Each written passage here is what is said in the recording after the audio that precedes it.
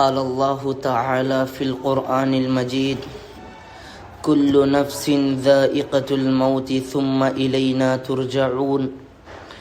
عزیز دوستوں، ہر نفس کو موت کا مزہ چکھنا ہے، اس لیے ہر شخص کو موت سے قبل اپنی فائل یعنی معاملات کو درست کر لینا چاہیے۔ حضرت عبداللہ ابن عمر رضی اللہ عنہ فرماتے ہیں کہ ایک صحابی نے سوال کیا، یا رسول اللہ صلی اللہ علیہ وسلم، سب سے زیادہ سمجھدار آدمی کون ہے؟ فرمایا کہ جو موت کے لیے ہر وقت تیاری میں مشغول رہتا ہے اور جو موت کو کثرت سے یاد رکھتا ہو۔ حضرت عمر بن عبدالعزیز رحمۃ اللہ علیہ ایک مرتبہ جنازے کے ساتھ تشریف لے گئے اور قبرستان میں پہنچ کر علیحدہ ایک جگہ بیٹھ کر سوچنے لگے۔ کسی نے عرض کیا، امیر المؤمنین، آپ اس جنازے کے ولی تھے، آپ ہی علیحدہ بیٹھ گئے۔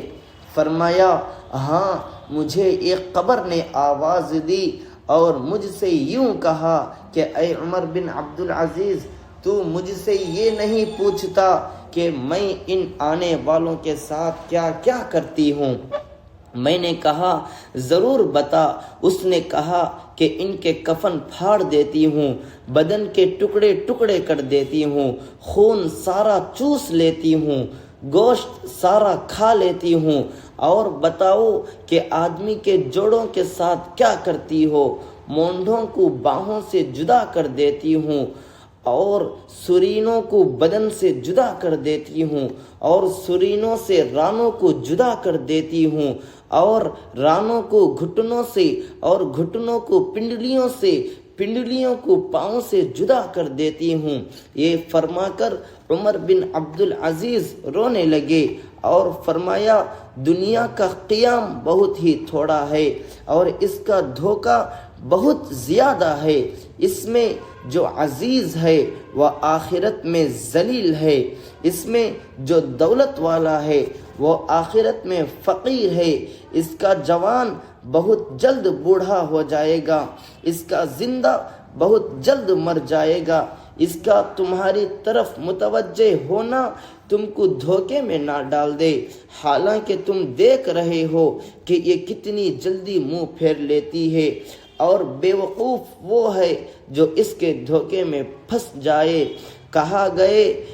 کہاں گئے ہیں اس کے دل دادے جنہوں نے بڑے بڑے شہر آباد کیے، بڑی بڑی نہریں نکالی، بڑے بڑے باغ لگائے، اور بہت تھوڑے دن رہ کر سب چھوڑ کر چل دیے؟ وہ اپنی صحت اور تندرستی سے دھوکے میں پڑے کہ صحت کے بہتر ہونے سے ان میں نشاط پیدا ہو اور اس سے گناہوں میں مبتلا ہوئے۔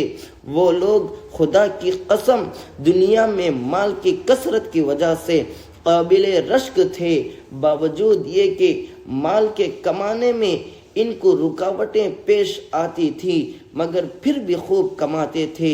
ان پر لوگ حسد کرتے تھے، لیکن وہ بے فکر مال کو جمع کرتے رہتے تھے اور اس کے جمع کرنے میں ہر قسم کی تکلیف بخوشی برداشت کرتے تھے۔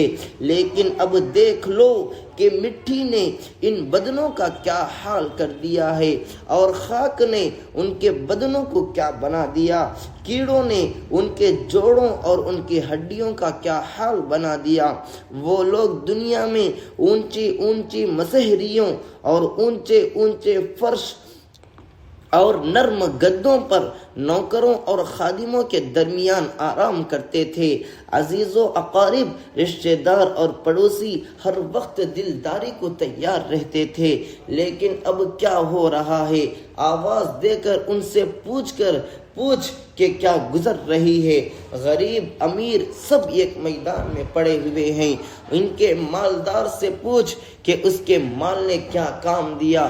ان کے فقیر سے پوچھ کہ اس کے فقر نے کیا نقصان دیا، ان کی زبان کا حال پوچھ جو بہت چہکتی تھی، ان کی آنکھوں کو دیکھ کہ دنیا میں وہ ہر طرف دیکھتی تھی، ان کی نرم نرم کھالوں کا حال دریافت کر، ان کے خوبصورت اور دل ربا چہروں کا حال پوچھ کہ کیا ہوا، ان کے نازک بدن کو معلوم کر کہاں گیا اور کیڑوں نے کیا حشر کیا ہے۔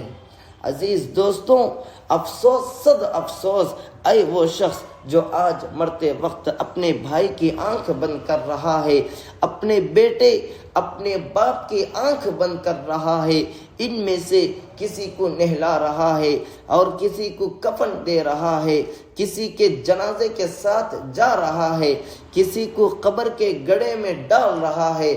کل کو تجھے یہ سب کچھ پیش آنا ہے۔ اللہ تعالی ہم سب کو نیک عمل کرنے کی توفیق عطا فرمائے۔